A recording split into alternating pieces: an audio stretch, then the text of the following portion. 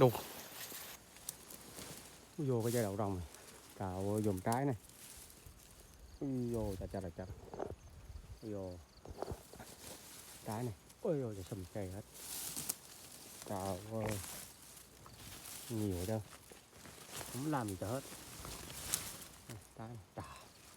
Đeo chầm này này. Này như vậy này. Ôi cào không có làm gì hết. Kìa, trên cây chuối. Ui này. Đấy. Ui tốt. Trái này. Ôi dù. Cái đầu nó núp cái này nhiều rồi chứ. Này. Ui dồi. Ui dồi. Tào vô.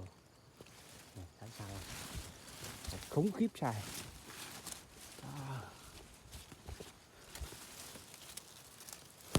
Ui dồi. Trái.